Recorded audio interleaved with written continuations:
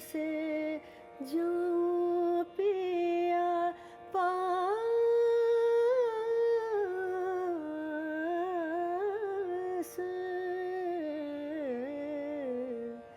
पिया के मिलन की आस।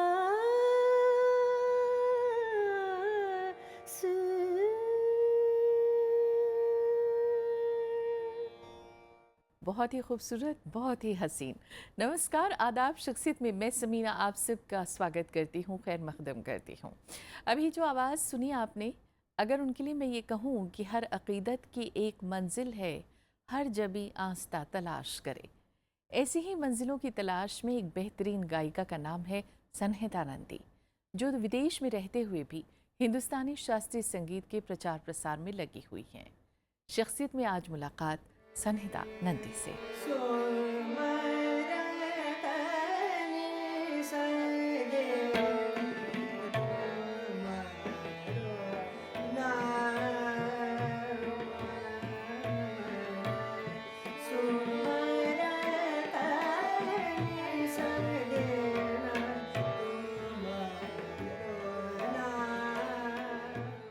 आवाज का एक अलग अंदाज,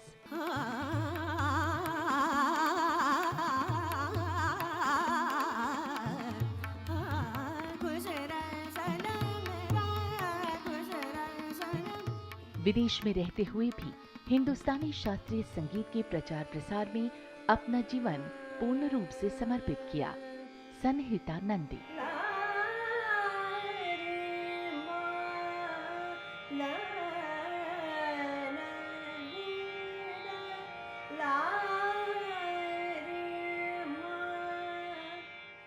उनतीस अगस्त को दुर्गापुर पश्चिम बंगाल में माँ ईला सरकार और पिता डीपी सरकार के घर आपका जन्म हुआ। पढ़ाई लिखाई दुर्गापुर में हुई और बचपन से ही संगीत की शिक्षा हासिल की।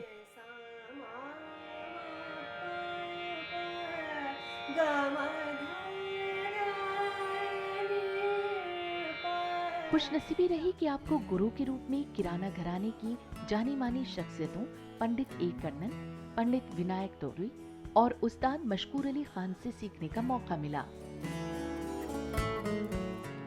उनकी गायकी में रागों की शुद्धता, आवाज का उतार चढ़ाव, सुरों पर ठहराव,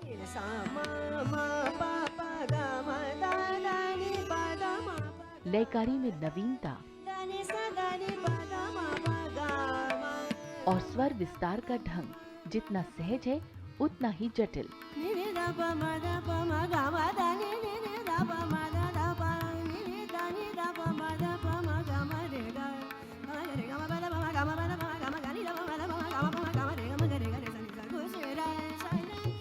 तानों पर सिद्धता, गाने की पेशकारी में भी जोश है और नजाकत भी।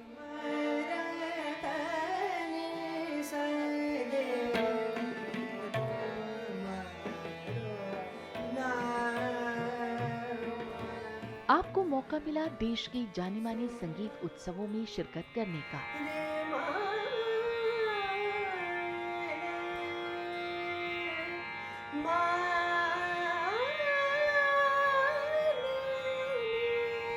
आपकी गायकी और आपकी प्रस्तुतियों पर कई अखबारों और जाने माने क्रिटिक्स ने अपनी राय भी दी।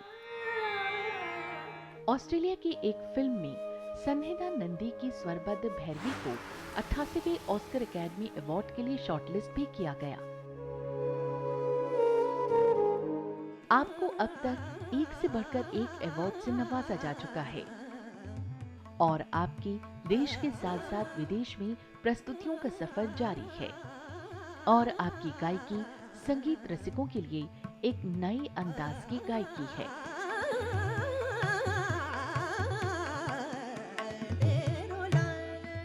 बहुत बहुत स्वागत प्रोग्राम में आपका सन्हिता जी। और बहुत खुशी है कि आप विदेश से ख़ास तौर से इस कार्यक्रम के लिए तशरीफ़ लाई और आपने यहाँ हम लोगों के बीच अपने दिल की बात करने की बात को कबूल किया। सबसे पहले तो हम यही जानना चाहेंगे आपसे कि अभी फ़िलहाल आप विदेश में रह रही हैं, जी। वहाँ आप किस तरह से हिंदुस्तानी शास्त्रीय संगीत का प्रचार प्रसार कर रही हैं? वहाँ पे तो मैं हमेशा, मैं जहाँ पे भी रहती हूँ, इंडिया और यूएसए और कहीं पे भी, संगीत मेरे हमेशा बचपन से मेरे साथ हमेशा है। तो वहाँ पे मैं मेरे रियाज़ और परफॉर्मेंस जो भी होते हैं, और मैं सिखाती भी हूँ कुछ जो सिंसियर स्टूडेंट्स हैं जो सीखना चाहते हैं अच्छी तरह से, तो मैं वहाँ पे सिखाती हूँ। और साल में यहाँ पे 2-3 बार मैं आती हूँ प्रोग्राम परफॉर्म करने के करने लिए, आती हैं, परफॉर्म तो करने अभी के भी लिए। आप जी फिलहाल एक कार्यक्रम में परफॉर्म करने जी, आई थी चंडीगढ़ यहाँ, संगीत सम्मेलन में अभी कर रही चंडीगढ़ हूँ फिर। संगीत हाँ सम्मेलन हाँ, जो अभी और हुआ फिलहाल। जी चलिए, तो अब आपकी शुरुआत करते हैं आपके अपने माता पिता की यादों के साथ। जी कुछ अपने माँ बाबा का जिक्र और कुछ अपने उन दिनों का जिक्र जिन्हें हम बचपन कहते हैं। जी। संगीत का सिलसिला जो मुझे लगता है मेरे साथ आई थिंक कई जन्मों से चल रहा है। और क्योंकि बचपन में जब मैं सिर्फ 6-7 साल की थी, कुछ भी गाना सुनकर, जो भी कॉम्प्लिकेटेड क्लासिकल बंदिश या ख्याल और कुछ भी लाइट म्यूज़िक, एक बार 2 बार सुनने के बाद मैं वो इमीडिएटली मैं गा सकती थी। और ताल में, सुर में कुछ भी प्रॉब्लम नहीं थी।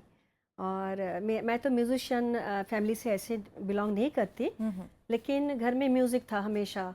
और मेरी बाबा हमेशा संगीत तो हमेशा सुनते थे, और मैंने सुना कि उनको भी फ्लूट का सीखने का शौक़ था, लेकिन नहीं हुआ, तो ही वॉज़ ए स्कॉलर। और माँ का बहुत इच्छा थी कि मैं बहुत बड़ी गायिका बनूं और सबको बहुत रिझाऊं, मैं अच्छी तरह से गाऊं। तो ऐसे शुरू हुआ बचपन में। तो पहले मैं वहाँ पे दुर्गापुर में मैं पली बड़ी हूँ, तो वहाँ पे लोकल जो म्यूज़िक स्कूल जो थे वहाँ पे 8-9 साल उसके वहाँ पे सीखी। और उसके बाद मैं वहाँ का लोकल टीचर जो थे वहाँ पे सीखा। उसके बाद मैंने पंडित समरेश चौधरी जी, उनके पास भी वो आते थे इंडिया, दुर्गापुर में। और वहाँ पे उनके पास कुछ दिन सीखे। और प्रोफेसर आलोक चटर्जी, शांति निकेतन विश्व भारती, वहाँ पे भी मैं जा चुकी हूँ और कुछ दिन सीखा। उसके बाद मैं कलकत्ता में इसारे में मुझे पंडित कानन जी के पास सीखने का वहाँ पे मौका मिल गया मौका आपको। मिल गया। लेकिन ये आसान नहीं थे, क्योंकि उस टाइम मैं पढ़ाई भी कर रही थी, और लगभग 5 घंटा मुझे सफ़र करना पड़ता था दुर्गापुर से कलकत्ता जाने का। और सीखने के बाद फिर वापस 5 घंटा।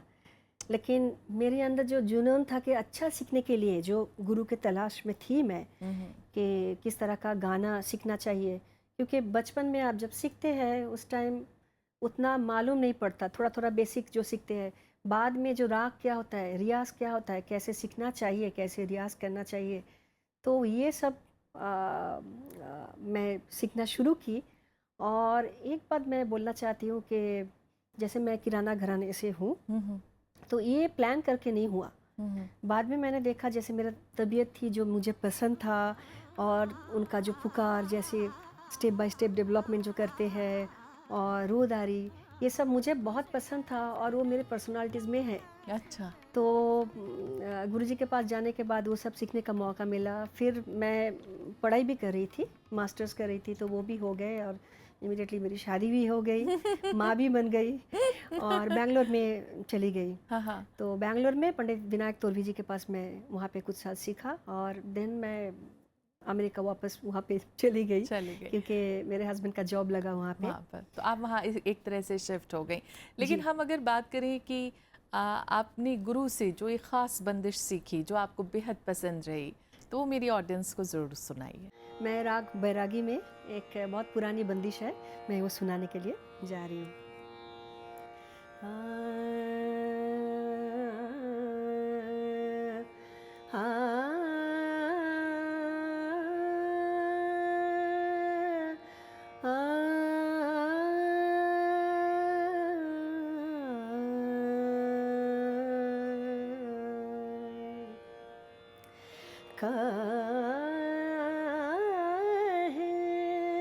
नींद जगाए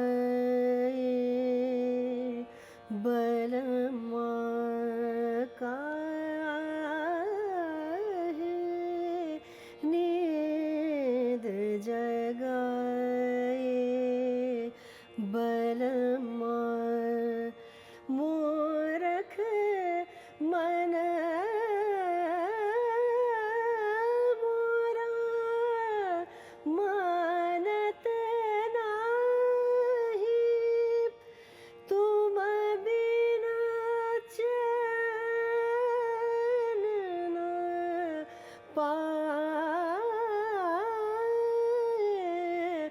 बलमा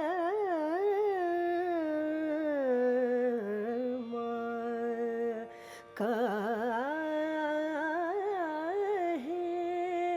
नींद जगाए बलमा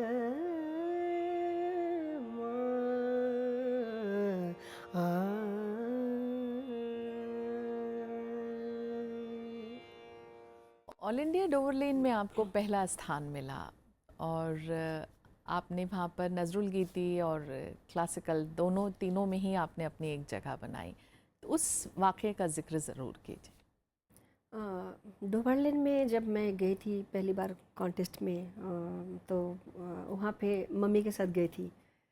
तो जहाँ पे कॉन्सर्ट कंपटीशन हो रहे थे वहाँ पे सब लोग मैं देख रही थी, बाकी सब गुरुओं के साथ आए, तानपुरा सब लगा रहे, ट्यून कर रहे, सबको सपोर्ट मिल रहा है और मैं दुर्गापुर से गई और बिल्कुल अकेली थी। तो मुझे थोड़ा डर लग रहा था कि क्या होने वाला है। माँ को बोला, माँ मुझे नहीं गाना है, मैं वापस जाऊँगी।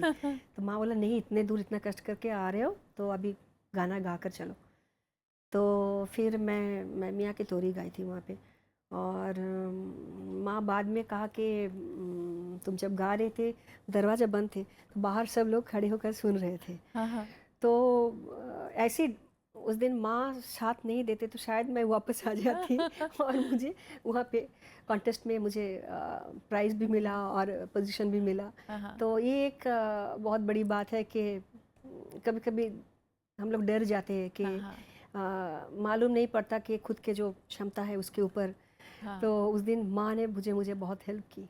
पंडित ध्रुवतारा जोशी जी की यादें अगर आप हमारे साथ कुछ शेयर करना चाहें। हाँ, वो भी शायद मैं 11-12 साल की थी और हमारा वो जो प्रयाग संगीत समिति का जो एग्ज़ाम होते थे साल में एक बार, तो उन्होंने आए थे एज ए एग्ज़ामिनर और मेरा गाना सुनकर उनको बहुत पसंद आए। मुझे तो मालूम नहीं थे वो कौन थे। तो गाना सुनने के बाद उन्होंने मुझे बुलाया और बहुत सारे ढेर सारे आशीर्वाद और प्यार दिया और मुझे बोला कि तुम्हारा आवाज़ बहुत अच्छा है और तुम बाद में जब गाओगे तो ख्याल के साथ ठुमरी भी गाना। तो ये बहुत मेरे लिए, क्योंकि उस टाइम मुझे मालूम नहीं था वो कौन थे, लेकिन उनका आशीर्वाद तो ज़रूर मिल गए थे। सवाई गंधर्व में भी आपको गाने का मौका मिला जी।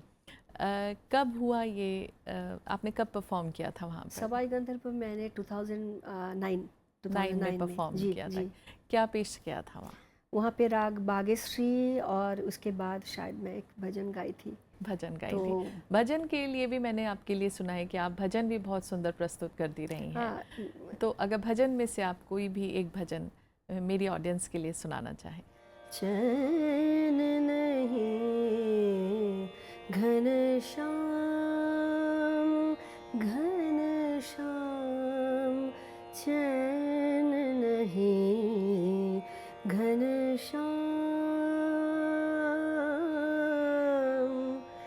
तरपत हूँ दिन रैन,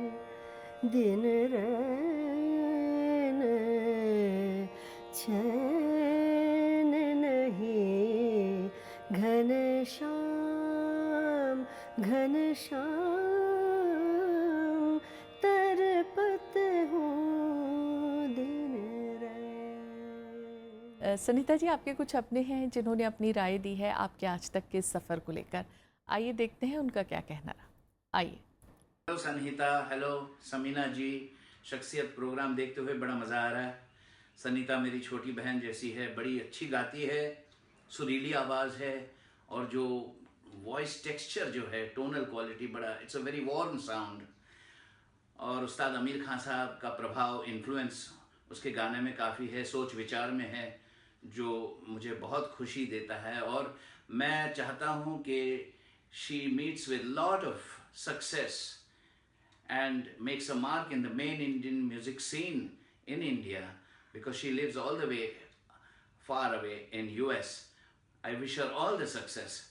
These days, what we, the musicians, experience is that the authenticity, the purity of Indian classical music is a question. How a rag is protected that's the worry of the musicians.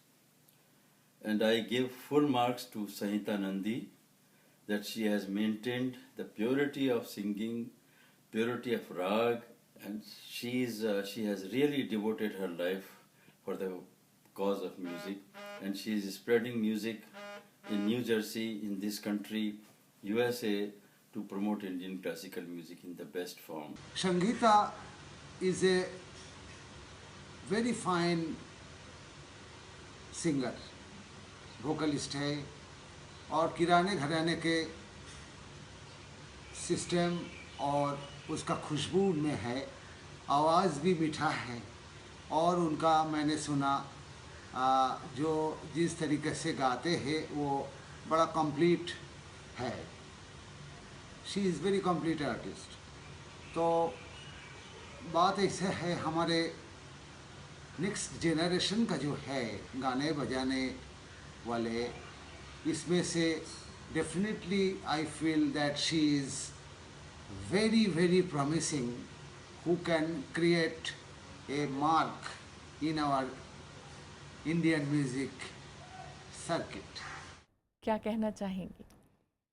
ये इन सब का बहुत सारे प्यार है और मैं मानती हूँ कि जब कोई ईमानदारी के साथ आपका काम खुद का काम कर रहे हैं बहुत लगन के साथ और ऐसे कलाकार जब खुले दिल से आपका तारीफ़ करे तो ये बहुत इंस्पिरेशन देते हैं. तो मैं इन लोगों को सबको प्रणाम करती हूँ. मुझे ये बताइए कि आपकी लाइफ में कुछ ऐसे लोग ज़रूर आए होंगे जिन्होंने आपको एक गाइडिंग लाइट की तरह काम किया होगा, गाइडिंग स्टार की तरह काम किया होगा. ऐसे किन लोगों का जिक्र आप आज शख्सियत के मंच से करना चाहेंगे? पहले तो मेरे पापा मम्मी उन लोग थे और बाद में मैं गुरुजी का नाम लेना चाहती हूँ. और अभी फ़िलहाल मैं उस्ताद मशकूर अली खान साहब के पास मैं उनके पास तालीम ले रही हूँ. वो जब भी आते हैं न्यूयॉर्क में मैं जाती हूँ. और 2007 में विश्वमोहन भाट जी मुझे सुना एक प्रोग्राम में और मुझे बोला कि तुम इतना अच्छा गा रहे हो तो तुम्हें और भी बाहर जाना चाहिए और सीडी बनाना चाहिए, रिकॉर्ड करो.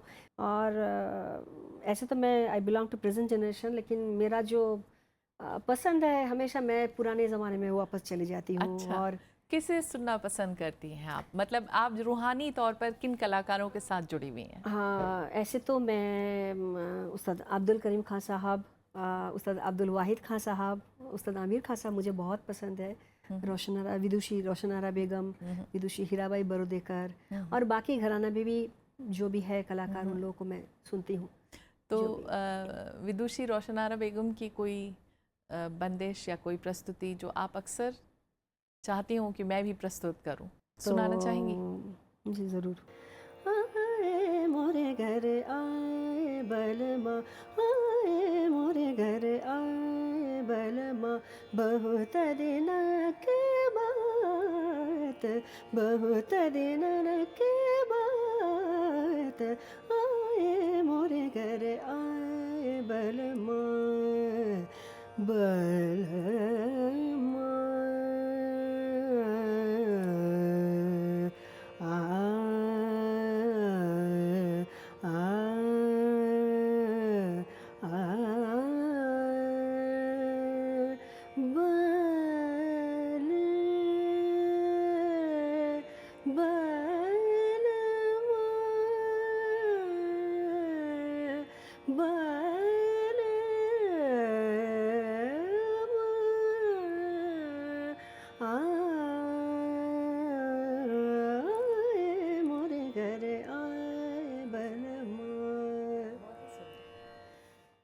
आपको बेल्जियम में भी परफॉर्म करने का मौका मिला, वो क्या मौका था? मेरी ऑडियंस के साथ उस इंसिडेंट को शेयर कीजिए. हाँ, बेल्जियम में आई थिंक 2 साल पहले मैं यूरोप टूर में गई थी और वहाँ पे जिस दिन बेल्जियम पहुँचे हम लोग, वहाँ पे वो जो टेररिस्ट अटैक हुआ था और बहुत बड़ा हुआ था. तो पूरा सब कुछ बंद हो गया था और 5 बजे तक हम लोगों को पता नहीं चल रहा था कि प्रोग्राम होंगे या नहीं. तो लेकिन बाद में जो ऑर्गेनाइज़र थे वो आए और बोला कि नहीं, सब लोग अच्छा मीन्स संगीत सुनना चाहते हैं और they want some peace that day. तो मैं जाकर वो ट्रिब्यूट कॉन्सर्ट मैंने उन लोगों के नाम पे की, और राग मैं राग मारवा गाई थी। तो पूरा हॉल भर गए थे, सब लोग आए, और जो अच्छा लगा वहाँ पे सब यूरोपियन थे, म्यूजिशियंस, आर्टिस्ट थे।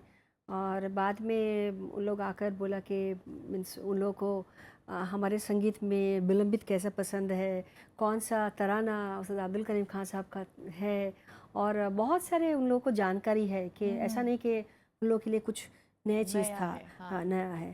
तो it was a memorable event for me actually. Sunita ji, आपके कुछ और अपने हैं जिन्होंने अपनी राय दी है, आइए देखते हैं उनका क्या कहना रहा। और इसमें वो लोग भी हैं जिन्होंने आपके आज तक के संगीतमय सफ़र को बहुत बारीकी से भी देखा है। आइए देखते हैं। नमस्कार संहिता नंदी जी, आज आपको शख्सियत कार्यक्रम में देखकर बहुत खुशी हो रही है। आप अच्छा गाती हैं और अच्छे व्यक्तित्व की धनी हैं। आप इसी तरह और अच्छा गाती रहें, हम ईश्वर से यही कामना करते हैं। आप बहुत सुंदर किराना घराने को प्रस्तुत करती हैं, अच्छा गाती हैं। आपको हम कई सालों से जानते हैं और हमें खुशी है कि आप दिनों दिन इसी तरह संगीत में आगे बढ़ रही हैं, और हमारी अनेकों शुभकामनाएं आपके भविष्य के लिए। आदाब, नमस्कार, मैं हूं साबिर खान। आप किराने घराने की बहुत अच्छी शागिर्दा हैं और अपने घराने को बाखूबी वो निभाती हैं और बहुत सच्ची कलाकार हैं। जब भी मैं उनको सुनता हूं, मैंने उनके साथ बजाया भी है और हम दोनों बहुत अच्छे दोस्त भी हैं कि वो अपने काम को जब भी करती हैं, चाहे वो रियाज़ करेंगी तब भी दिल से ही करेंगी, सच्चाई से, ईमानदारी से करेंगी, रूह से करेंगी। और जब भी वो गाती हैं स्टेज पे, तब भी उनका एक जो अपने घराने से जो मोहब्बत है, जो प्यार है। और अच्छी बात यह है कि वो सबको सुनती है, हर एक घराने के सिंगर को सुनती है, उनको मानती है, उनकी इज्जत करती है। ये एक कलाकार में मैंने बहुत कम कलाकारों में देखने को मुझे मिला। I've been listening to Sangeeta Raj's music for the last 7 to 8 years, and in my opinion, she's a foremost exponent of the Kirana Karana. I'd like to say my mother's reaction when she heard Sangeeta Raji sing, and she came up with a wonderful phrase that Ma Saraswati sits at her voice box, and I think that's a very apt comment to describe Sangeeta Raji's music. क्या कहना चाहेंगे? बहुत अच्छा लगता है जब खुले दिल से ऐसे तारीफ करते हैं, तो बहुत क्योंकि ब्लेसिंग्स और दुआ के बहुत असर है। तो मैं मानती हूँ कि ये पूरा ज़िंदगी भर मेरे साथ रहेंगे। कोई ख़ास इंसिडेंट जिसका आप जिक्र करना चाहें जो आपकी लाइफ में एक टर्निंग पॉइंट रहा?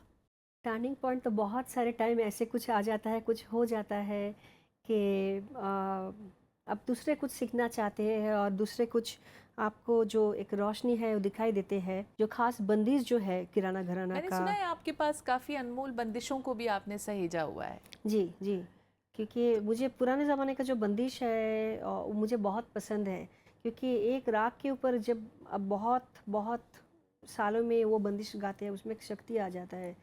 तो मैं हमेशा उसके तलाश में रहती हूँ कि कहाँ अच्छा एक बंदिश मिल जाए और मैं गा सकूँ। तो अभी उस्ताद मशकूर अली खान साहब के पास भी बहुत उनके सारे पास ऐसे भी बहुत खजाना है, बिल्कुल, बंदिश नवाज है। 80th ऑस्कर अवार्ड में आपकी गाई भैरवी को शॉर्टलिस्ट किया गया जी। तो कैसा उस वक्त महसूस हुआ और क्या कुछ उस वक्त आपके जहन में हुआ जब आपको ये खबर मिली? इसके बारे में ऐसे कहो कि जो डायरेक्टर, उनका फर्स्ट मूवी है ये, ऑस्ट्रेलियन बेस्ड हिंदी मूवी है ये। अच्छा।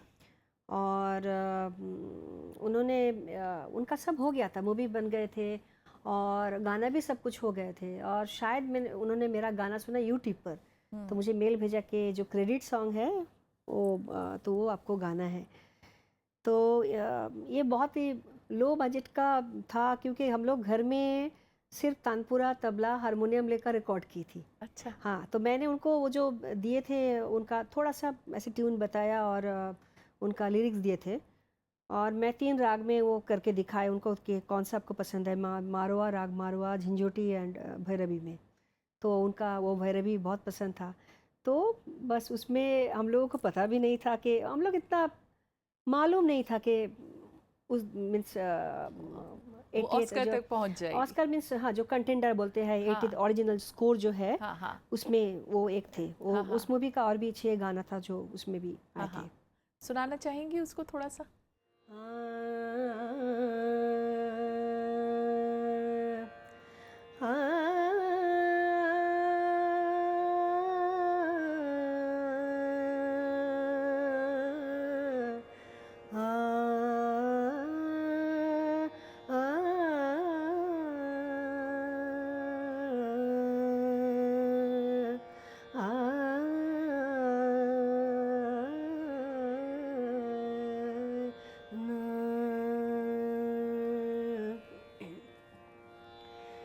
बचपना था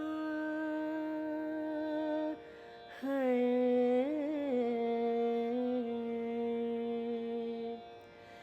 बचपना था क्या बुरा था, क्यों खींच कर मुझे बड़ा कर दिया है,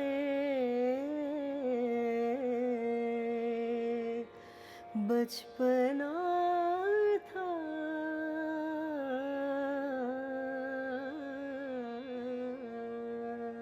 तो चलते चलते आपकी पसंद का एक गीत हम ज़रूर सुनना चाहेंगे संहिता जी, जो आपको बेहद पसंद रहा हो। लता जी का बहुत सारे गाना मुझे बहुत पसंद है, तो एक मैं कोशिश कर रही हूँ। यूं हसरतों के दाग मोहब्बत में धो लिए, खुद दिल से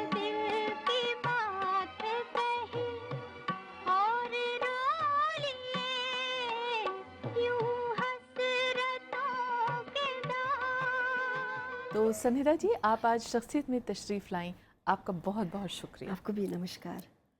तो शख्सियत में आज फ़िलहाल इतना ही। ऐसे ही चमकते सितारों का सिलसिला शख्सियत में जारी रहेगा। इजाज़त दीजिए, नमस्कार, आदाब।